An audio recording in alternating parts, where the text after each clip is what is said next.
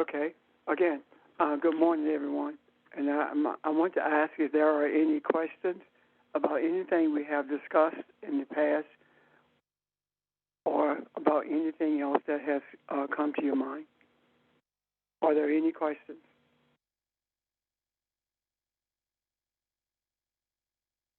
If there aren't any questions, then Nick, you want to give an overview and pick up where you were?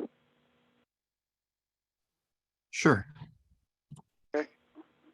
Morning, everyone.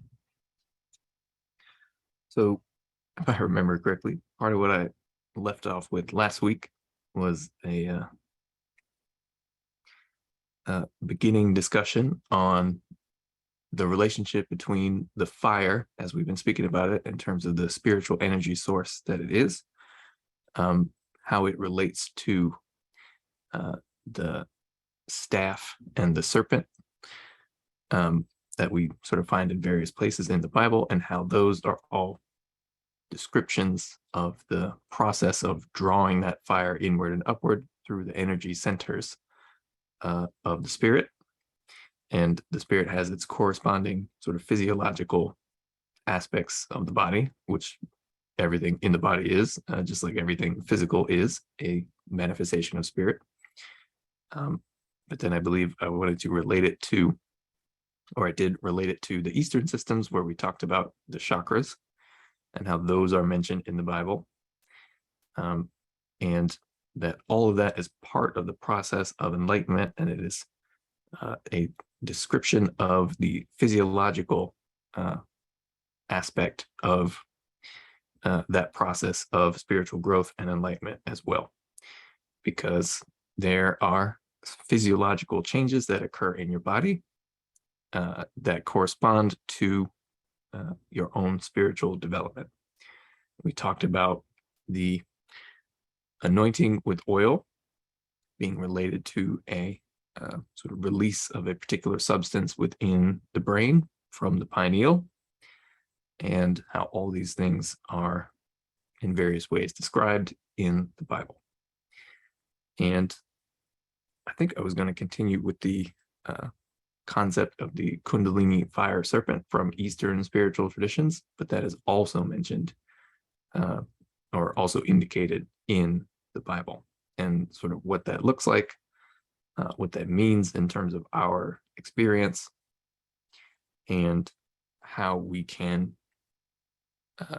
sort of realize when we have the opportunity to engage that process within ourselves as we go about trying to figure this all out, or trying to figure ourselves out.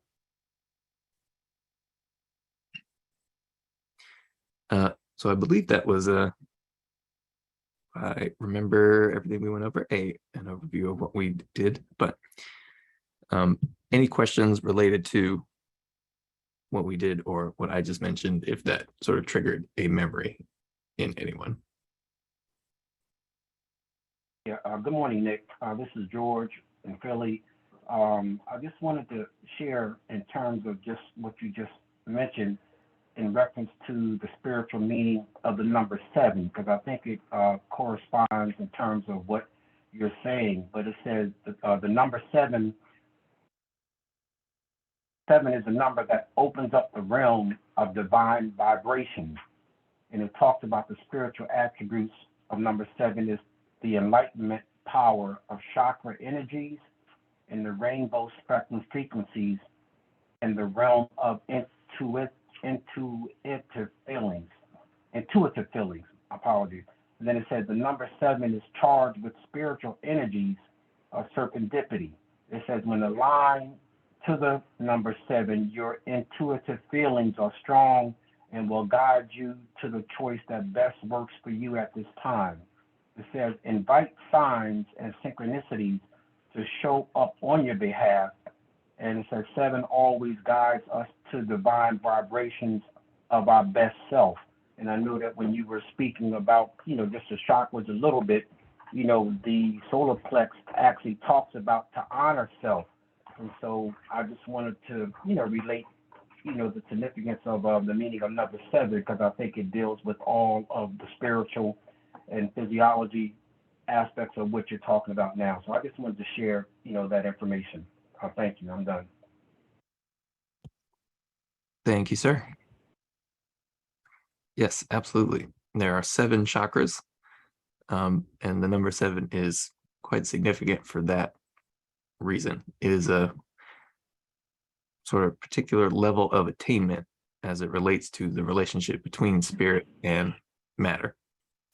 7 is the complete sort of being, wherein the nature of the spiritual experience that we are meant to learn while in the physical is not complete in the sense that it's finally done, but for the purpose of needing that physical experience to learn spiritual things from it, that is what is complete. So 7 is 1 past 6, and we usually associate 6th with a sort of material level of balance or a certain stability that comes when you have physical, mental, and emotional harmony. It is the just sort of perfection of the lessons learned as a result of participating with this physical experience. And when those lessons are learned, as we see on the Kabbalistic tree of life, when you reach the number 7, there's still 3 more above it. So it's very much a starting point in a lot of ways, but it is the starting point of an entire new sort of realm of reality or realm of spirit that has its own lessons to learn, etc. But is the beginning of the end of the need for physical experience for the purpose of learning from it.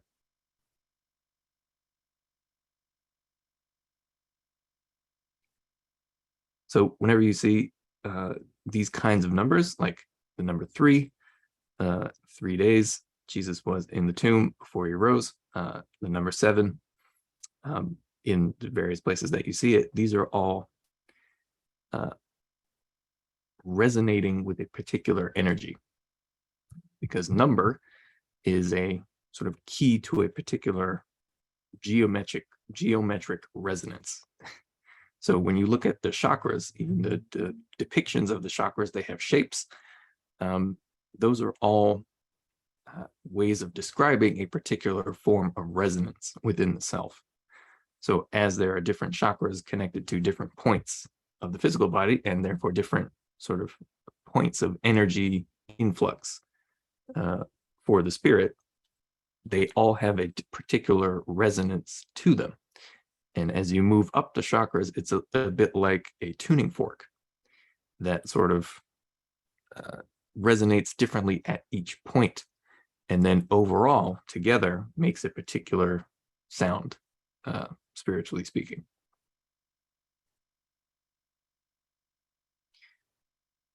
So I know we've talked about, or I've mentioned that number 3 is related to completeness, and it resonates very strongly with the concept of the completing the purpose for having been created.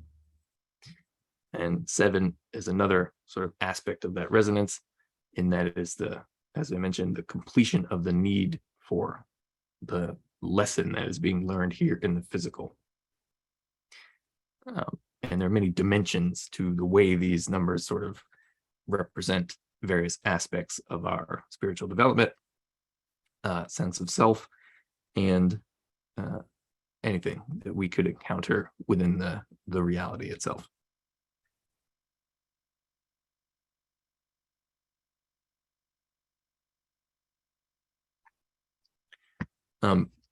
So in the Eastern systems, if you've ever heard of the kundalini or the fire serpent, that is raising your vibration. It is learning to resonate each one of those points of the self, each one of those chakras harmonically, so that the overall self is healed and sort of learns to vibrate in tune with spirit completely as you hit the 7th. And then you no longer have need of this physical sort of lesson, realm within which things are faced for the purpose of learning and growing. Question. Oh, yes. You said it's for the purpose of healing. Is that spiritual or physical or both? Both, but spiritually primarily, because the physical will follow the spiritual.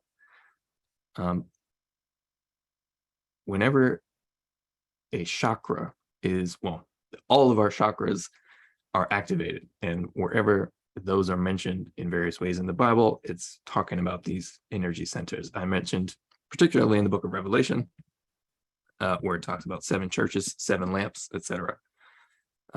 That's one of the more obvious places, but the book of Revelation is a description of what happens when you open your pineal gland, your third eye. It is a description of what happens when that energy, as it rises up in the Eastern kundalini serpent, fire serpent sense, when it rises up through each point of the self, and you deal with the challenges that you face as a result of dealing with that aspect of yourself, both internally and externally. That is a very sort of symbolically reinterpreted description of that process.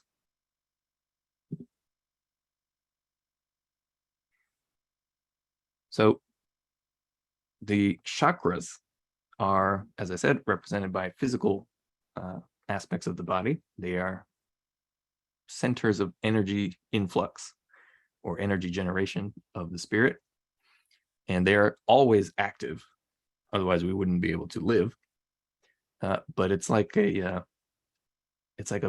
weak sound that you get from a tuning fork.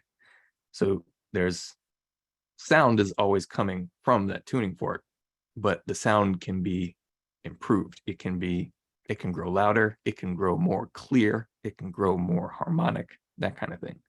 So by balancing the various aspects of ourself, that is how we improve the function, or we improve the energy flow, the activation of these aspects of self represented by the chakras that are chakras. Yes, sir. When you mention the word chakra, is talking about energy centers within us that we draw from in order for us to be one with the energy of that comes from our pineal gland or from the Creator, for the benefit of those who may not have been on when we talked about what chakras are. So, am I right? Yes, sir. Thank you. And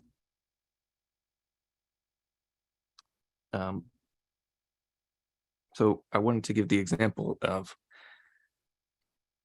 we have the phrase gut feeling. Your gut feeling, when it is accurate, is the result of the influence of a type of thought that is occurring in a particular energy center of your body, and therefore of your spiritual makeup. A gut feeling is essentially the influence of the thought that occurs at a particular chakra, at a particular sort of point of influence of spirit. And there's all kinds of things that we do to sort of dull our ability to be aware of all of the ways in which we receive energy influence. And it makes it more difficult for us to clearly receive messages, so to speak. But the gut feeling example is just an example that exists in our popular culture as a result of our sort of common experience with that. But that is the result of thought occurring at another sort of energy center of the physical body and ultimately of the spirit and the way it manifests the physical body. So this gut feeling, is that the does that speak to what we feel or experience in the region of the solar plex when there is fear or when there is embarrassment or anger? Is that what you're referencing? That's very much related, yes. All of those things that we feel at different points in our body. There's things you can feel that feels like your heart is hurting. There's things you can feel that feels like your gut is hurting, like if you are afraid, or you have a lot of anxiety, or you had a bad relationship experience. It may feel like it's in your heart, etc. Because those are the kinds of experiences that sort of resonate with these energy centers. And I gave some negative examples. Those are the kinds of experiences that must be learned we have to learn how to learn from them in order to balance those energy centers, in order to balance ultimately just the various aspects of our spiritual self. So as I've been talking about this concept of tuning forks, sort of increasing in resonance and frequency, etc., as we draw that energy up. As I mentioned, the Eastern system in the kundalini serpent, or the fire serpent, as it's mentioned in the Bible, these things that we encounter in our daily lives within our own self are all representative of the challenges that we must face, that in overcoming, we learn how to heal and balance various aspects of ourself. And in so doing, increase the strength of a particular chakra, or a particular energy that makes up our body, physically and spiritually. So there are different challenges associated with different parts of ourselves as we learn more about ourselves, as we grow, as we get older, as we experience things throughout life, etc. And each one of those things is tuned to a particular aspect of the self. It represents a particular aspect of the self that we have to learn how to deal with. And so there's all kinds of variation in terms of the kinds of things we could face, of course, but each one of them will resonate in particular with a chakra. And so as you sort of move up these chakras, it just represents different kinds of things that need to be faced here in the physical sort of material realm of learning. The realm of facing the challenges that are associated with physical and material experience, and everything that comes along with it. So I mentioned that in the book of Revelation, that's probably one of the best sort of examples of this process. As I said, 7 churches, 7 lamps, etc., are representative of the opening and activation and the drawing up of energy through these different points of the self. And the best way to do that, and the most focused way to do that, is through sort of meditation and having a meditative approach to everything you deal with in life. And what that means essentially is to recognize that everything you face and everything you deal with is itself calling you to draw something out of yourself, and learning how to stop sort of resisting what it is calling you to draw out of yourself. Meaning, if you are faced with something difficult, essentially it's the realizing that we have what it takes to overcome that difficult thing, and then learning how to do that. Well, I think we've said this in a way because we've always come to the realization that when we're facing this any kind of challenging thing, the best way to deal with it is to embrace it. And that's the terminology we've always used, but it's the same kind of thing you're saying. Yeah. I forget who has the phrase, but it might come from Native American sort of teachings somewhere, but it's the best way to get through a storm, like the buffalo instinctively know that you run towards the storm, because that's the only way to get through it quickly.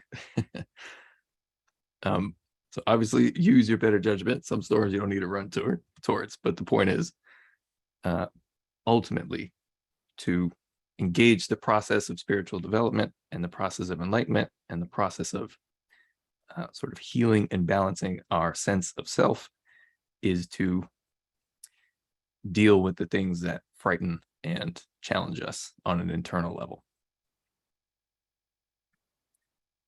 And in the ancient mystery school systems of spirituality, that's exactly what they would make their initiates go through. The first thing you deal with is fear of death, because that is one of the biggest things that holds true progress back. And that kind of fear is associated with the root chakra, which is the first one, the red one. And that is something that is just very obviously at some point something you will face as a participant in this physical material experience.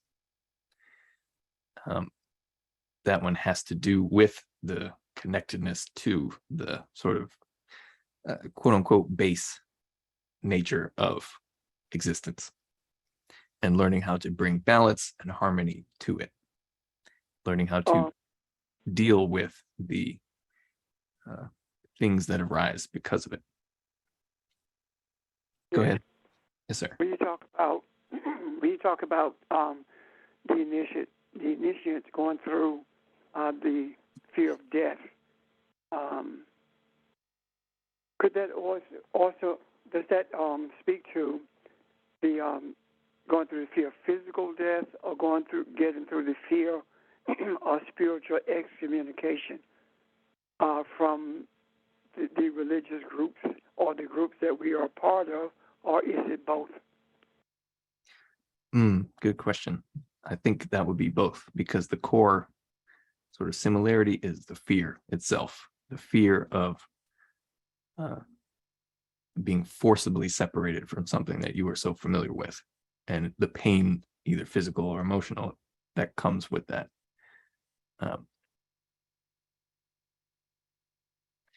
But that in particular example, like if we are afraid of being separated from people and things we're familiar with, that extends into the next chakra upwards, because it is also a challenge, but it is more so an emotional one, a mental one, and not necessarily a need to sort of master your own physical self.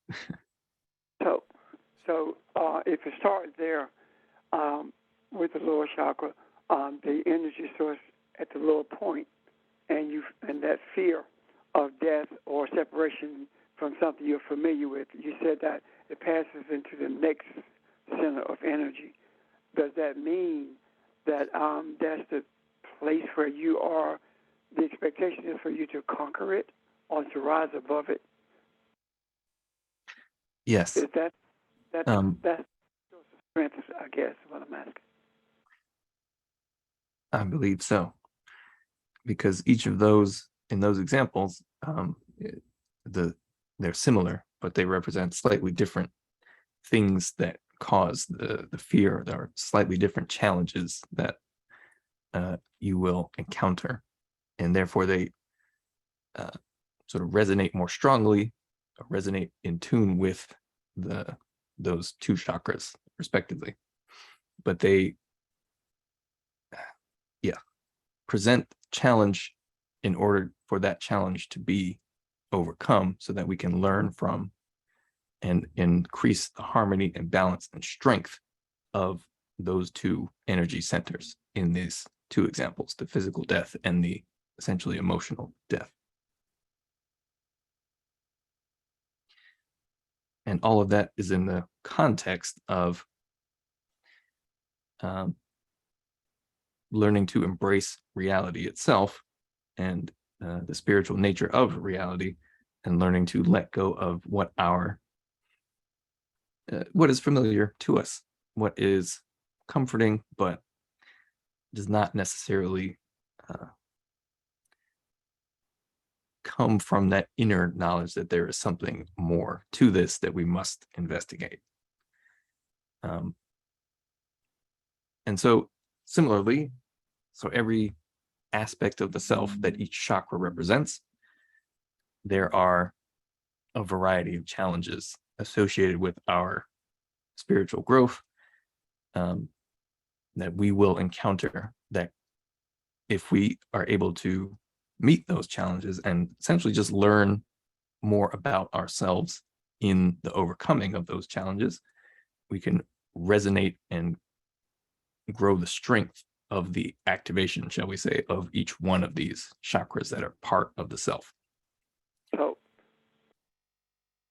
I hate to keep raising these questions, but No problem. does that speak to the idea of dying daily? The scripture talks about we die daily. Is that speaking to that portion of scripture, that portions of our emotions that are attached to those things that are adverse to spirituality? Are you saying that that's speaking to the idea of us dying daily, and moving away from those emotional attachments that we have? That sounds very similar, very appropriate. Because what that means is, as we have said many times, death is a transition from one state to another. But it obviously comes with its associated painful experience a lot of the time. And to die daily is to just recognize that you need to separate yourself or transition from one state of mind or set of habits, etc., to another. And there is always pain associated with that separation from something that we are familiar with, that we are sort of, our egos find comforting in a way. So if we're dying daily, then the concept of picking up your cross daily and following me means that you're conscious, you're aware. You must be aware of the crucifixion of those emotions that attach you to something that is adverse to this journey of spirituality. The idea of picking up the cross means that you are conscious of what you are doing. That sounds exactly what it is, yeah.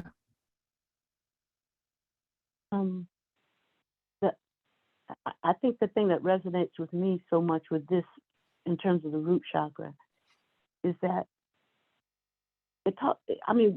in the material and physical realm, we store energy in the form of our memories and in the form of our beliefs. That's how we store energy. And it's based on the energies that we picked up, our beliefs. Our culture sometimes is a way of storing energy as well. So all of these are ways of storing energy, and there are some beliefs and some thoughts that are just baggage to us, that tend to hold us down rather than free us. And so that's another way that I think about it, that we've got to learn to deal with this stored energy. For instance, we've been talking, Pastor, you've been talking about our history is important in terms of our being aware of what it is. Because in a sense, once we're aware of it, it frees us. If we embrace it, it frees us in understanding more of who we really are. But when we accept the baggage and the energy around the lies that life didn't start for us until we were enslaved and brought to these shores and indoctrinated with religion. That's when life really started for us, and we really started really knowing God. That's a big lie, and that is a lot of energy that's stored up at the root chakra level that we've got to be able to deal with and release, so that it helps us begin to expand and move toward the next chakra. That's sort of the way that I understand it. And if that means dying to self or dying to what I thought I knew as truth, which wasn't really truth, that so be it. That's what it means to me. Thank you, ma'am. So let me pull a direct example from the New Testament that we might be more familiar with. And it's a story, of course, where Jesus serves thousands of people with 7 loaves of bread and some fish. And this is Mark chapter 8, verse 6, New American Standard Bible translation. But I want to point it out because it has every single part of this that is sort of told in the way of the parable, as most of these things are told. So Mark 8, chapter 8, verse 6 says, "And he, Jesus, directed the people to sit down on the ground. And taking the 7 loaves, he gave thanks and broke them, and started giving them to his disciples to serve them. And they, his disciples, served them to the people."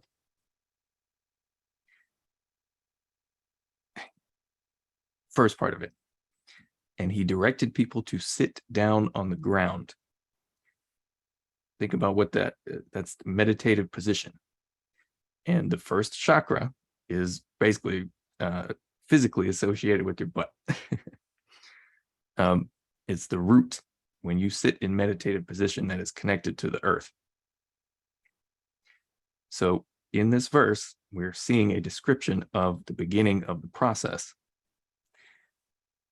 The next part, and taking the 7 loaves, the 7 energy centers, the 7 aspects of self, representing perfection of the spiritual being here in the physical experience. Taking these aspects of self, he gave thanks and broke them. So that is probably much deeper than it seems, but basically what that means is he began to make them understandable and share them. And then next it says he started giving them to his disciples to serve them. I teach you, you teach them. And then it says, and they, his disciples, served them to the people. So that whole process of meditating, understanding these aspects of self, the nature of our spiritual makeup, sharing that energy and that information for the purpose of helping others awaken these things within themselves, and then doing that for others as well, is contained within that one verse.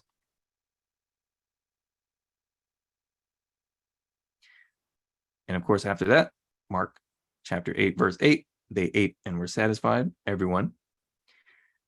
And they picked up 7 large baskets full of what was left over of the broken pieces. So it's a harmonic increase as a result of the initial impulse or the initial spark. Because this is not something, well, as it's symbolically being described, this is not something that is consumed. The food, in this case, is there's more of it when you take it within yourself, because in the taking of it within yourself, you are creating more of it, because this is just energy. This is awareness. This is knowledge of these aspects of self.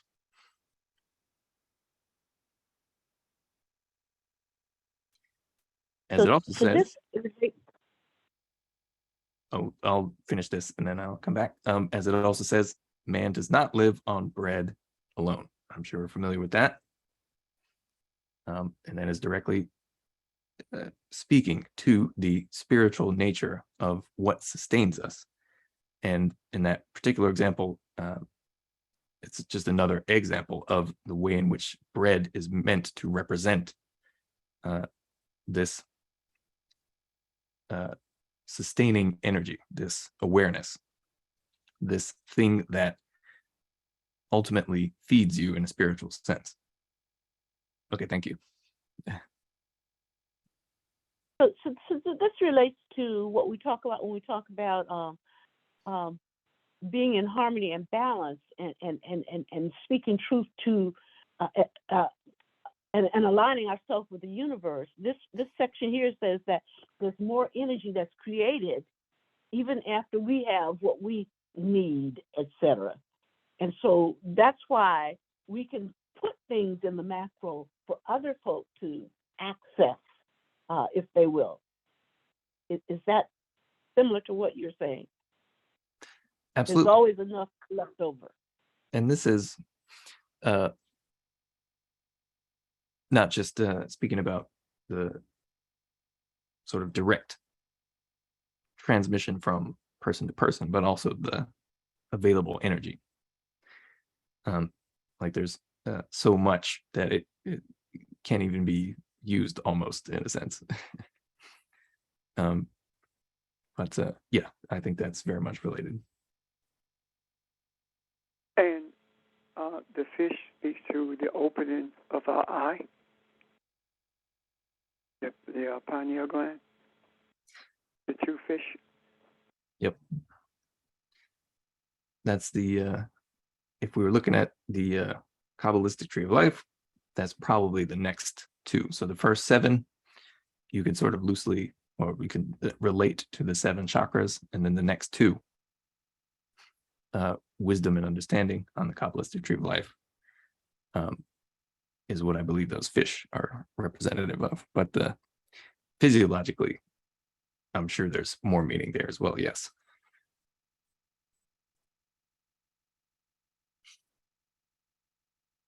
Thank you. Have insight. If we're talking about having insight on our challenges and what we need to do to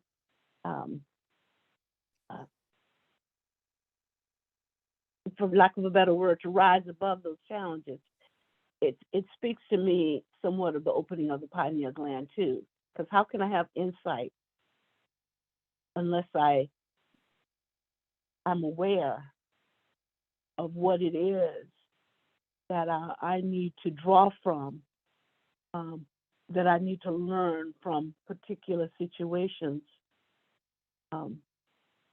So it strikes me that the pineal is available not only, I guess, much more harmonically resonant in the higher chakras, but it has to be available even at the root chakra if I'm going to have insight in order to help me rise to the next chakra and the next one. Yeah, they all have to be balanced because they're all parts of what we have to learn.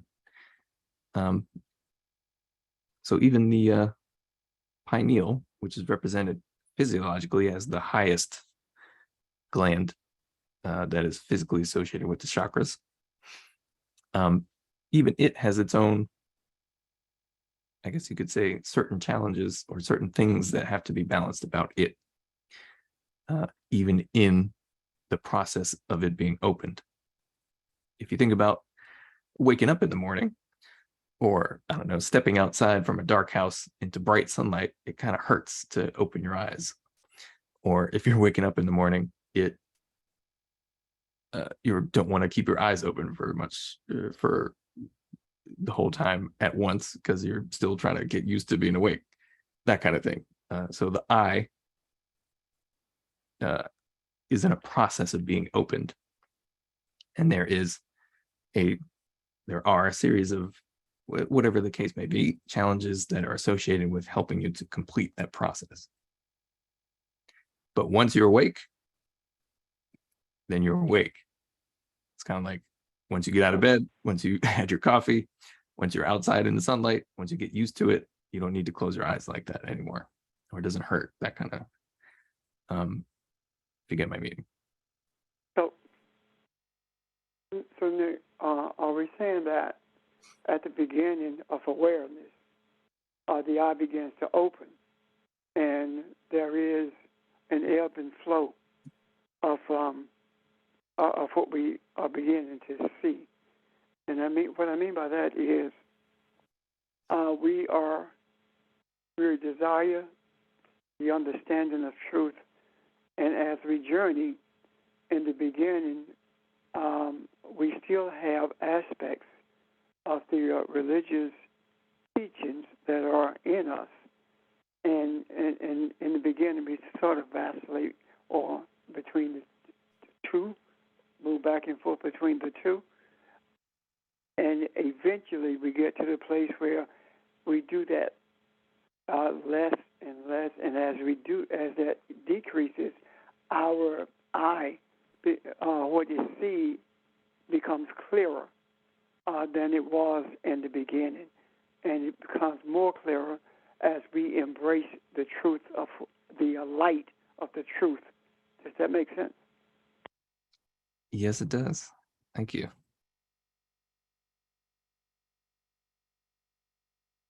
Thank you, sir. Are we not holograms, holographs, whatever the word is? Yeah. In a sense, we're the image, the likeness of our Creator, but at this very dense physical material realm, we appear a certain way. But the Kabbalah teaches us that the seed of divinity is in us even at this level. We may not be aware of it, or as aware of it, but even at this physical dense form, there is all in us. The seed is there for all we are and shall become aware that we are. Is that accurate? Absolutely. Everything that is spirit is represented in this sort of physical material experience. Our body is quite literally the expression of the metaphysical and spiritual structure of the universe, of the being of the Creator. Your head is on top, your feet are below, etc. Our bodies actually tell the story of the scriptures that we read. So there is always the seed of divinity within us, and I think that most people recognize it. However, when they go in search of it, they're guided in a direction that leads them away from it, as opposed to the understanding.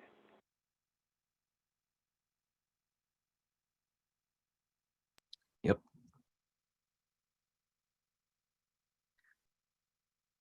The sort of religious tendency, wherever we find it, not only in Christianity, but everywhere in the world, is to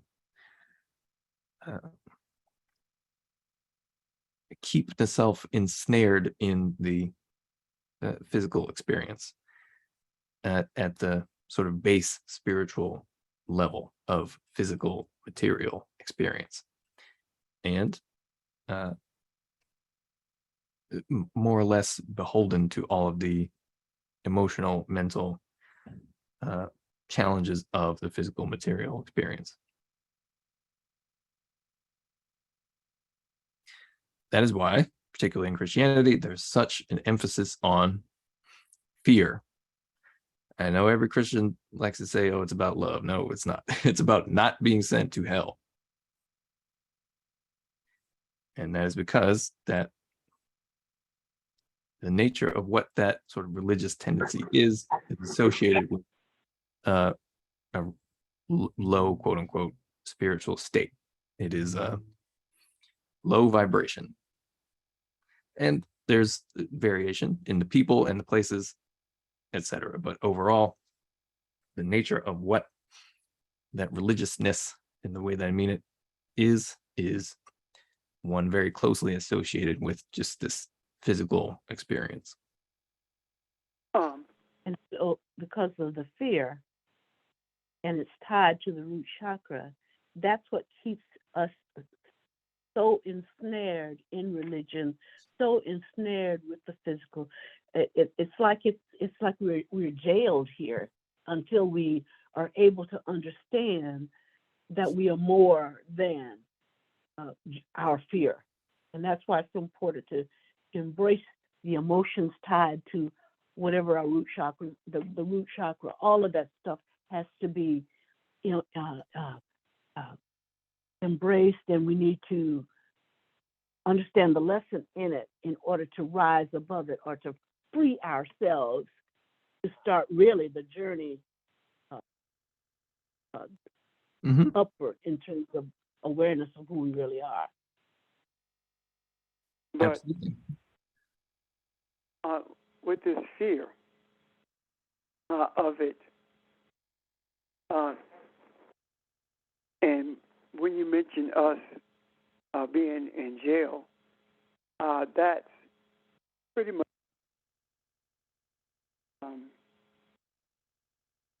having been brought to this place of fear, brought to this place of enslavement and jail or enslaved until we began to recognize the seat of divinity that's within us, or that we are. And once we began to move in that direction, journeying toward truth, all hell breaks loose. And what I mean by all hell breaking loose is that every barrier is thrown up to keep us from learning about our true existence, our true origins. And this idea of what's happening in Florida is no different than what's happening in Islam or Christianity or Judaism. All of those things are the same in terms of putting up barriers to keep the African from realizing who it truly is. And I'm not going further, but anyway, does that make sense?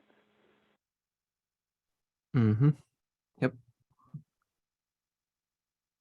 So the fear also is on the part of those who are putting up the barriers. They're afraid, but they really are not aware of what they're afraid of. They're so engaged in making sure that the African stays where he is until they would do anything to keep it that way. And I was speaking with someone earlier, and I said to them that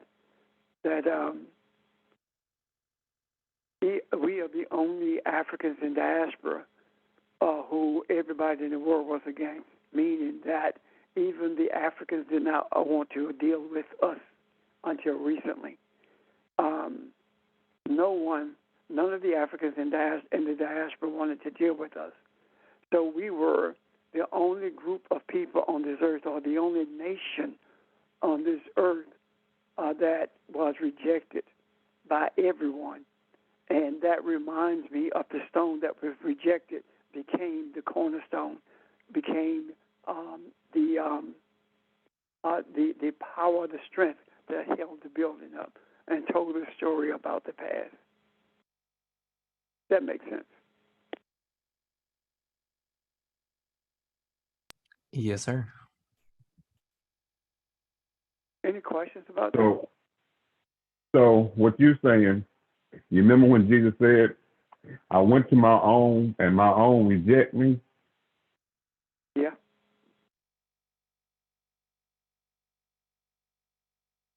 Yep, that's it. Thank you. Huh?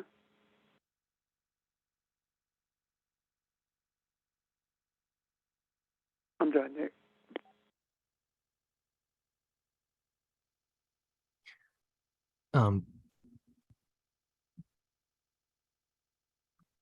So let's go back a little bit to when I was talking about the relationship between the serpent and the staff that I spoke of in the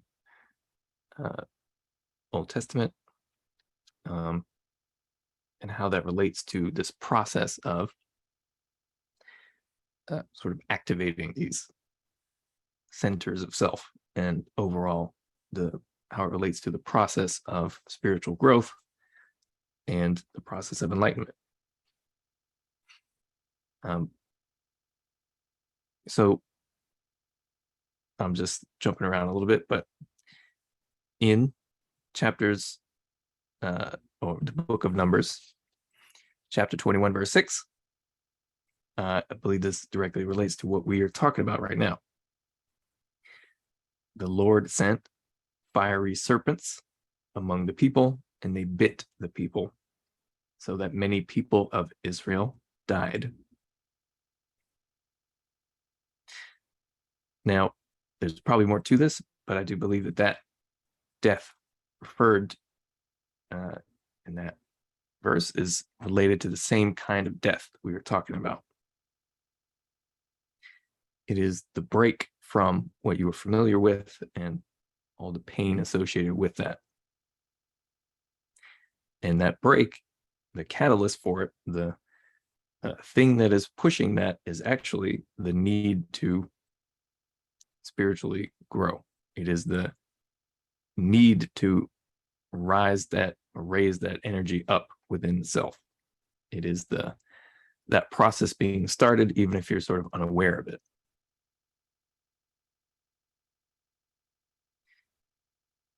So in Numbers 21, verse 6, it says, the Lord sent fiery serpents amongst the people. They bit the people, and then many people of Israel died. Then, a little bit later, Numbers chapter 21, verse 8. Then the Lord said to Moses, make a fiery serpent and set it on a standard. And it shall come about that everyone who is bitten, when he looks at it, will live.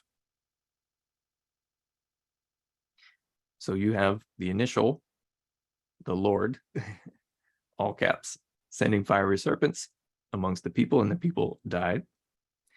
Then the solution. The Lord says to Moses, the teacher, the one leading people out of the place of experience they were in. The Lord says to Moses, make a fiery serpent and set it on a standard. In other words, raise it up. And then it comes about, everyone who is bitten, he who looks at it, in other words, learns from the example, they will live. So the fiery serpent. Nick, there's so much packed in there. You gotta There is. you gotta do it bit by bit, because there is so much in there. It talks to us about our challenges today that we perceive are really negative, but it really isn't. So please unpack that. Well, it's negative in terms of the experience, but in terms of the ultimate thing that experience teaches you and essentially forces us to learn is very, very positive. Yeah, there's a lot to unpack in there. So the catalyst for all spiritual growth is the suffering that you experience here in the physical realm. We came into this experience in order to, well, not to suffer, but in order to deal with all of the possibilities that are present here. One of them is definitely the fact that we're going to experience some form of pain. And then learn how to respond to that. So spiritually speaking, and relating it to the verse in Numbers, the fiery serpent is it doesn't matter how long you hide it. It doesn't matter how you try to escape from it. The reason we are here is to learn and grow spiritually. So you can cover it up as long as you want. Eventually it will either kill you physically or metaphorically, or you will learn. And to die to the things that we are so familiar with, that we are so connected to, is a painful process. But that must happen in order for that serpent to be raised up. So Moses, being the example in that time period in this story, did exactly that. Raised a fiery serpent up. In the Eastern spiritual tradition, when you hear about the kundalini serpent, etc., that is that spiritual fire. It is the spiritual drive. It is the, as I mentioned before, the fire of salvation that, if not employed for that purpose, becomes the fire of the hell you create for yourself in various ways. When it is raised up, when it is directed towards a particular purpose, when it is directed towards the purpose of knowing, healing, balancing the self, you pull yourself out of that experience of death, that experience of whatever hell we experience. Go ahead. The ones who were bitten and died is speaking to those who started the journey, or those who started the search for truth and stopped because they did not want to disconnect themselves from the emotional bondage or the emotional connection they had with religion, regardless of which one it is. And those who were bitten and lived are the ones who continued the journey, even though there was suffering taking place as they traveled. Yes, sir. Thank you. And it's a pick your poison type of thing that we all experience. You can you've heard that phrase that I've heard going around more recently. It's you can choose the pain of self-discipline, or you can choose the pain of regret, but you will experience some form of pain regardless. And this, in the spiritual sense, is what that is.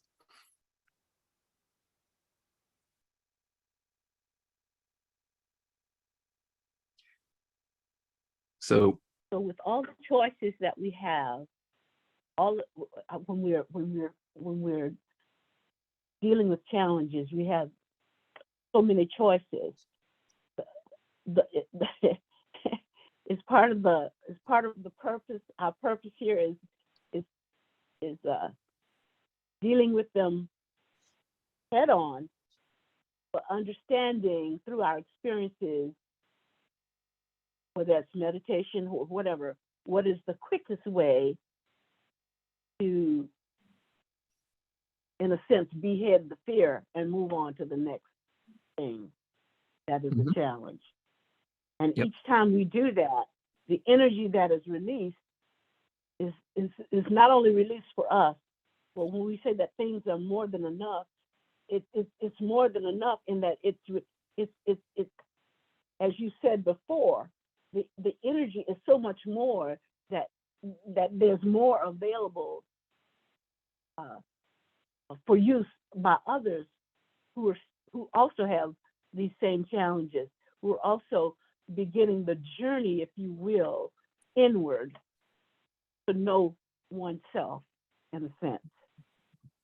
I don't know if that resonates or not. it does, yeah. There's only one way out, and that is enlightenment. As painful as to realize that may be.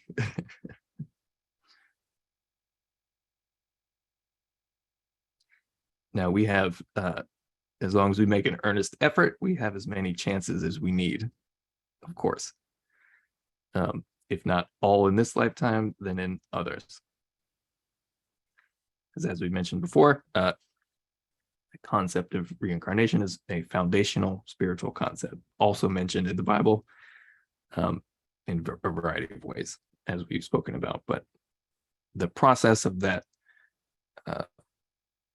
learning to raise the serpent, learning to draw that energy of desire upwards into higher places in yourself, to point that energy of desire towards spiritual things, and then to deal with the challenges that come as a result of engaging that process, is something we will always have the opportunity to do, even if we don't all get it right in one lifetime. If we earnestly engage that process, we have as many opportunities as we need.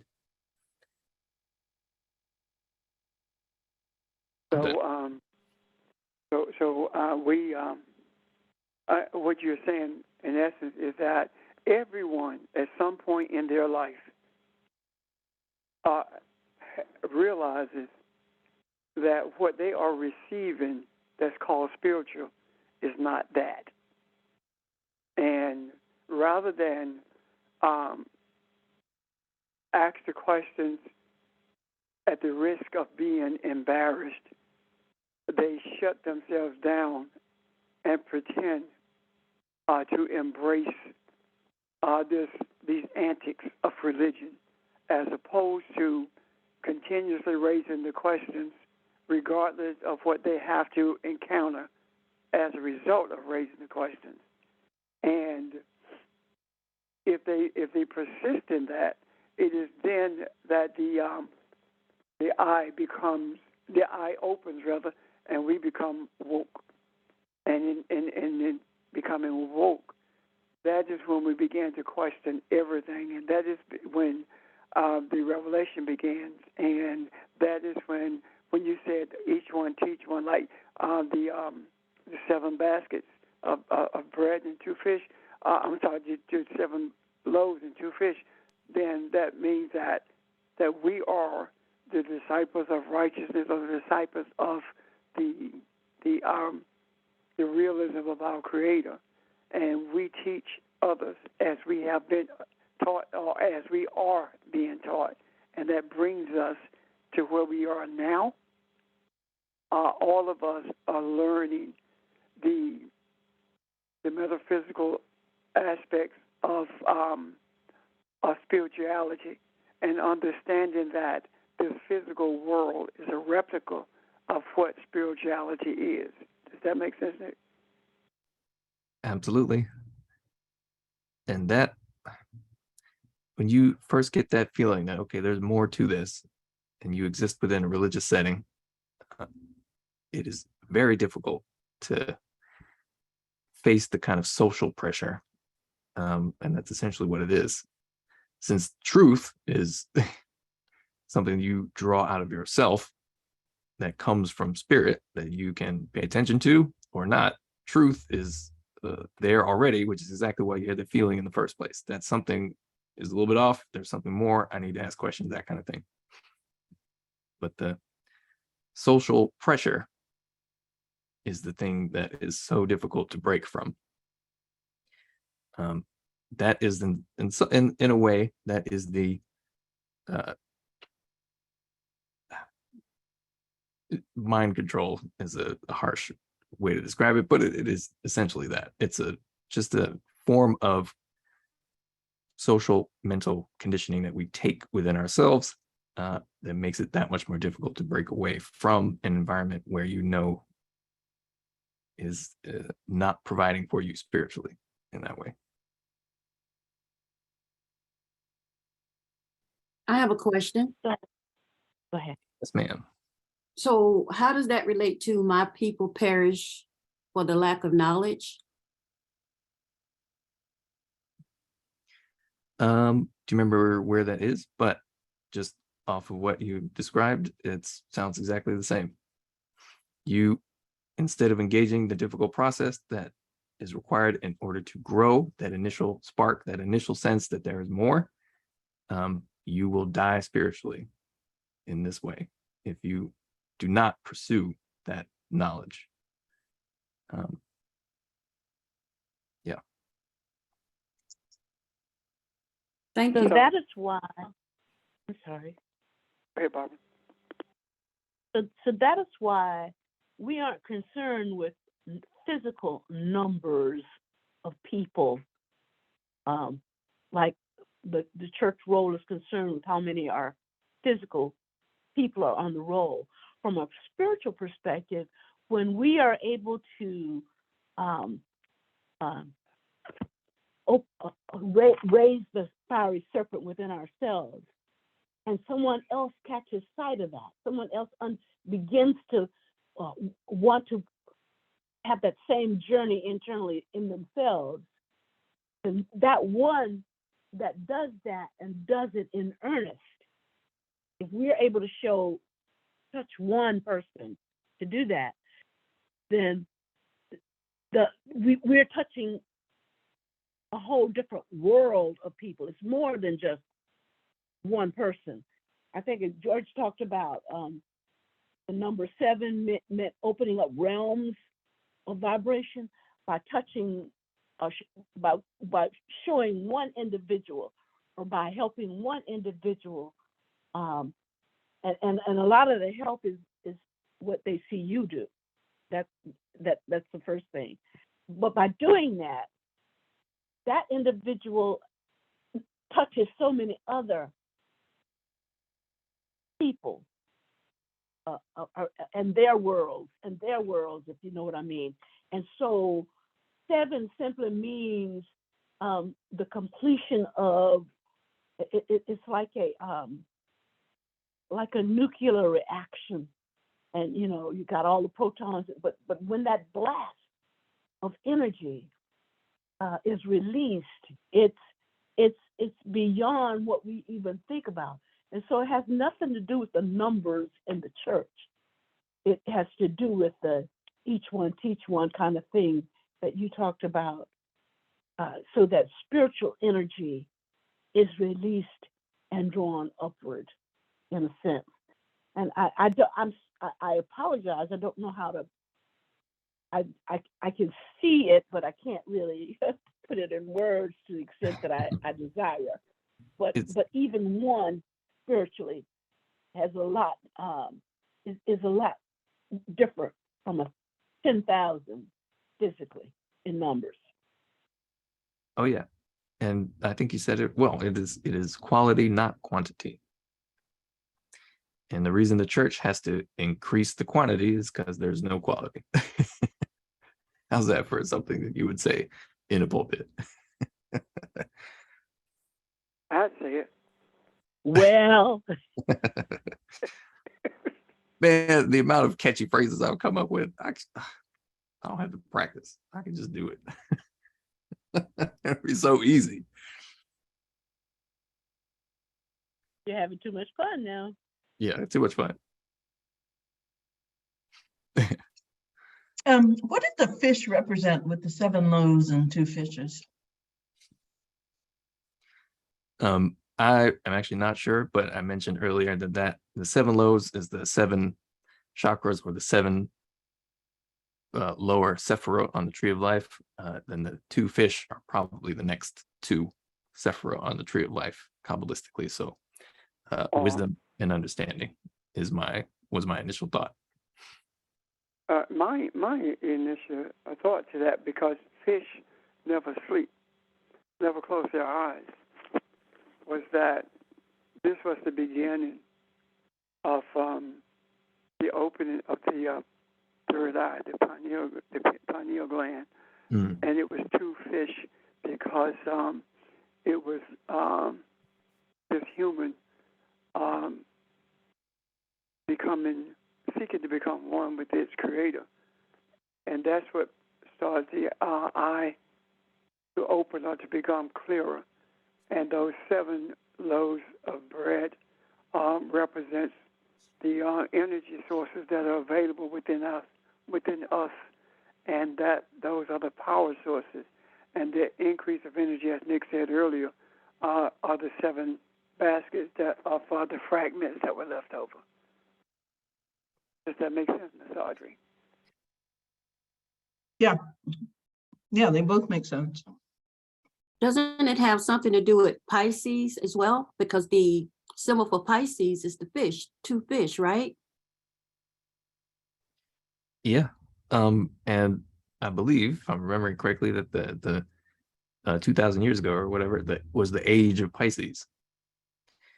And we're transitioning to the age of Aquarius. So now, fish, you got to swim.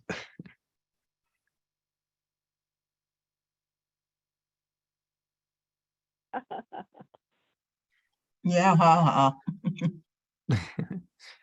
If I need to look more into it, but you know that like fish sticker thing you always see on the back of people's cars, to announce that they are Christian. Like that fish symbol is, people say that it's like a symbol the early Christians sort of made to each other to identify each other secretly.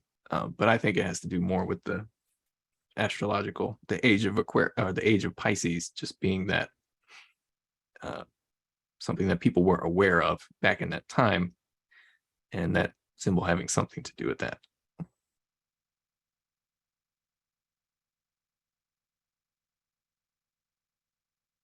I agree with you, Nick, because how many times have we seen the people take symbols from the ancients and call it what they want it to be? Like, for example, we talk about Moor, the Moors, and we simply say they're black people. However, they call themselves the Moor, M-U-R-E-R, M-U-E-R. Moor was a divinity, a divine entity. And when they called themselves Moors, what they were saying was they're living gods. However, that reality has been changed for something that has no spiritual connections at all. And I see the same thing with the two fish. I do believe if we look at the two fish and we will find that the root of those two fish also are representative of what was on the flags of the 12 tribes of Israel. Thank you.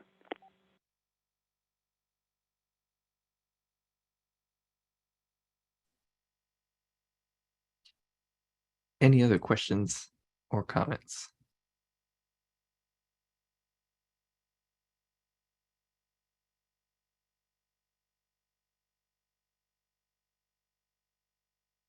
If there are no questions or comments, you think this is a good place to stop until tomorrow? I had a quick hello everyone. This is Sheldon. I had one quick comment, but was hoping that it wouldn't go far off. For the past few weeks, I've been thinking what we've been talking about and its relationships to idols, worshiping idols, and in some cases, those idols once actually being more than what they were. Ms. Barbara mentioned the church and Nick and the shallowness, for lack of better words, of the praise, and therefore it taking a large quantity of people, but it's not qualitative. The idea of worshiping the idol in the way that they were worshiping the golden goat, that has one, in a sense, trying to look out spiritually and to find God outward. And as long as you're trying to find God outward, it's as if you're looking for something where it's definitely there, but that is not where it's prominent for you to experience and even to know yourself. It's as if that you're looking for that thing outside your home, but searching the entire earth for it when it's right there within your home and it's extremely close to you and you're familiar with it. You're just not paying any attention and looking elsewhere but there. And so with the worshiping of the It was, I don't want to say darn near impossible, but it's as if almost like and I'm not even saying that this was the purpose, but it's a magic trick and a sleight of hand where you look in the wrong place. All of those people worshiping the idol who all them wanted to know God or whatever, they just had to turn their attention within themselves, and they were never going to find anything outward more prominent, like I said, on the inside. When we think about symbols and how they are changed, how Nick mentioned the fish, in its, I guess, origin, or what it was initially meant for, that fish would have triggered something that would have tuned an individual or made them look in, so to sense. It would have turned their focus within. So once that idea, that understanding is lost, then that particular symbol clearly does not hold the same amount of power of significance, because it's as if the power of it has not been unlocked. It's like walking around with a key, but never having the lock or whatever to put the key in. Yeah. I agree, Sheldon. It's like, and that's what religion does. It makes you try to find God from outside of yourself. And they do that with all the rituals and all the whatever. Yeah, it's looking for God outside yourself, and you will never find him outside yourself. And it's almost like that effort actually to all of those rituals or whatever, because from a qualitative standpoint, it is so poor. It requires that total dedication and all of that, in a sense, spending in the mud just to get that little bit. It must be maintained. And I guess tried to be held on tightly. But that was the big, I guess you would say, exception to the idols and looking outwards without the truer knowledge and understanding. Only supposed to be a trigger point to tell you to focus within, or used as an avenue to get within thyself with the proper understanding. Yes, sir. Thank you, Sheldon.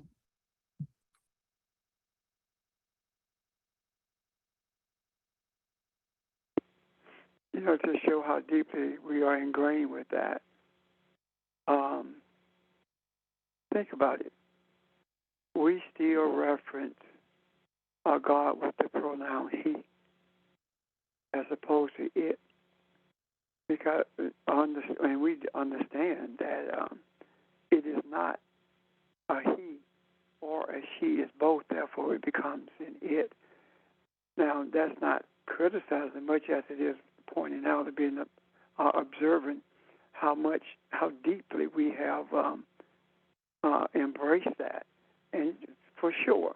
And I'm going to say it at times, and so are you, because our language of referencing entities has not completely changed yet, and we are still working on that.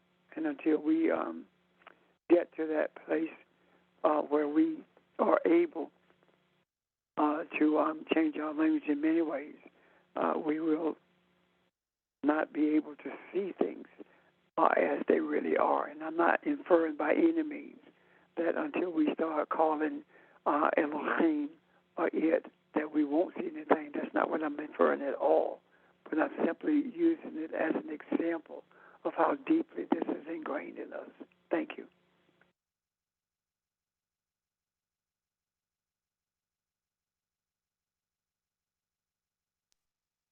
Well, yeah, when we call it a he, there are certain connotations in that sublimate she's, and also make us look outward from ourselves. Yes. That's why in a religious setting, you will always find men placing themselves above women, because guess what? Sorry, Jesus was a man, therefore I'm better than you. Fools. You laugh, but it's real. Yeah. Yeah, it is real. And that is the reason that regardless of how the role that females played in the development of the writing of these allegories, they are never portrayed as anyone with influence or power, even though we see what type of influence was exerted on Abraham, on Jacob, by the feminine energy in terms of changing the trajectory of their journeys. And right now, what we are beginning to see is a rising recognition of feminine energy that's changing the trajectory of not just the spiritual journey, but the manifestation of that spiritual journey. We see it every day. And embracing that enhances our chance, our opportunity to bring this balance that we seek quickly. Thank you.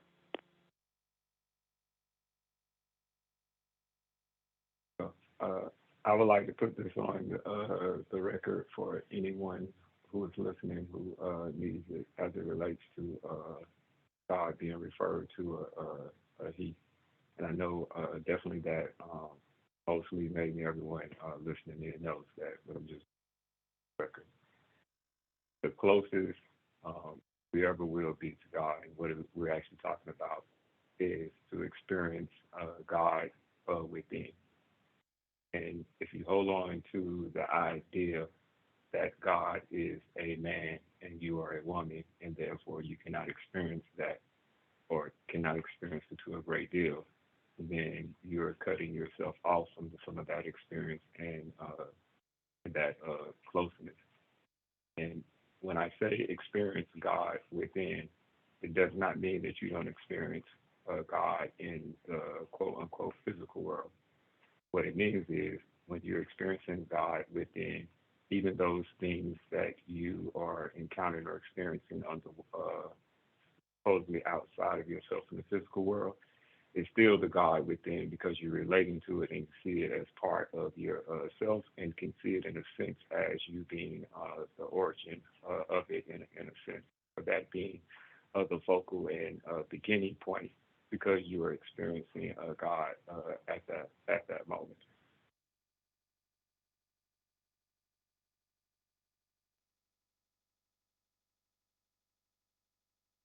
I hope that makes sense. Any questions or comments? Oh yeah. Any questions or comments?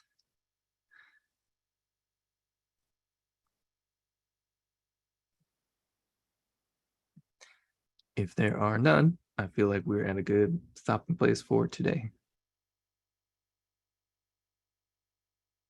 Thank you, sir.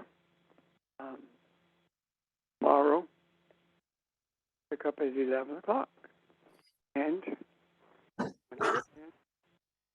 I say have a great rest of your day, and we will talk with you tomorrow morning. Bye-bye. Thank All you, right. everyone. Thank you. Thank you, everyone. Bye-bye. Bye, everybody. Bye. Thank you. Talk to you tomorrow.